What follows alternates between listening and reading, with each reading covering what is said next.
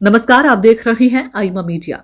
पश्चिम बंगाल की मुख्यमंत्री ममता बनर्जी और केंद्र सरकार के बीच अक्सर टकराव देखने को मिलता है, पर इस बार पश्चिम बंगाल में विधानसभा का चुनाव है और ये लड़ाई अब आर पार की बनती दिख रही है। कुलपतियों की नियुक्ति से लेकर राज्यपाल की भूमिका और एसआईआर तक दोनों के भेद कई बार आमने सामने आ चुके हैं, लेकिन अब जो लड़ाई है वह आर पार की लड़ती दिख रही है। इस बार फ्लैश पॉइंट पर पहुंचती दिख रही है।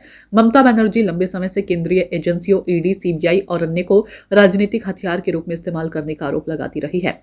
तृणमूल कांग्रेस का दावा है कि ये एजेंसियां भाजपा सरकार के इशारों पर काम कर रही है, खासकर चुनावों से पहले। उदाहरण के लिए हाल ही में ईडी की छापेमारी के दौरान ममता बनर्जी की गतिविधि को लिया जा सकता है, लेकिन पॉलिटिकल कंसल्टिंग फर्म आईपैक और उसके प्रमुख प्रतीक जैन के ठिकानों पर प्रवर्तन निदेशालय की छापों की वजह से जो टकराव चल रहा है उसने केंद्र और राज्य की एजेंसियों को भी आमने सामने ला दिया है। ईडी का आरोप है कि ममता ने उसकी कार्रवाई में बाधा डाली और बंगाल पुलिस उनकी सरकार के निर्देश पर मनी लॉन्ड्रिंग जांच को विफल करने का प्रयास कर रही है। वहीं ममता का आरोप है कि केंद्र सरकार और उसकी एजेंसियां राजनीतिक दबाव बनाने की कोशिश करने में लगी हैं।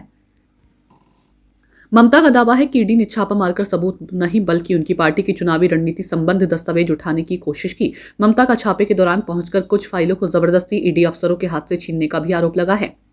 ईडी ने इस मामले में मुख्यमंत्री, पुलिस प्रमुख व अन्य के खिलाफ एफआईआर भी दर्ज की और अब ये मामला सुप्रीम कोर्ट तक पहुंच गया, जहां प्राथमिक सुनवाई भी हो गई है। इससे पहले ईडी कोलकाता हाई कोर्ट भी गई। वहीं ममता का कहना है कि वह सीएम की हैसियत से नहीं बल्कि तृणमूल कांग्रेस की प्रमुख के तौर पर मौके पर पहुंची थी। हालांकि भेद करना मुश्किल है कि वह कब पार्टी प्रमुख है और कब सरकार प्रमुख। ममता ने ईडी की छापेमारी को राजनीतिक रंजिश बताते हुए न सिर्फ सड़क पर उतरकर विरोध किया बल्कि केंद्रीय गृह मंत्री अमित शाह पर भी गंभीर आरोप लगाए हैं।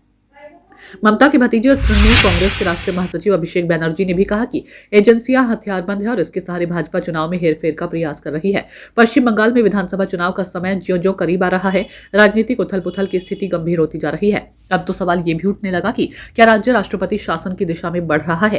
ये सवाल इसलिए भी प्रासंगिक है कि हाल के वर्षों में ममता और केंद्रीय एजेंसियां राज्यपाल और संघीय ढांचे से जुड़े मुद्दों पर बार बार चुनौतियां खड़ी की है। केंद्र और विपक्षी दलों वाले राज्यों के बीच अनबन का पुराना इतिहास है, लेकिन बंगाल में अगर ये ज्यादा उग्र दिखता है तो वजह दोनों तरफ से ताकत बढ़ाने और नियंत्रण की कोशिश है। यह किसी से छिपा नहीं कि भाजपा पश्चिम बंगाल में अपना शासन चाहती है और इसके लिए साम, दाम, दंड और भेद सभी हथकंडे अपना रही है। मुश्किल तो यह भी है कि पश्चिम बंगाल में डबल इंजन की सरकार नहीं है, वहां की नौकरशाही पर ममता का कंट्रोल है, इसलिए केंद्र अपनी एजेंसियों का इस्तेमाल कर रही है। संवैधानिक संस्थाओं के बीच इस तरह का संघर्ष किसी के हित में नहीं है, पर लगता तो यह है कि ममता आर पार की लड़ाई के मूड में है। आईमा मीडिया को यदि आप यूट्यूब पर देख रहे हैं तो कृपया सब्सक्राइब करें, सोशल मीडिया या फेसबुक पर देख रहे हैं तो फॉलो करें और हाँ, कमेंट बॉक्स में हमें अपनी राय अवश्य दें।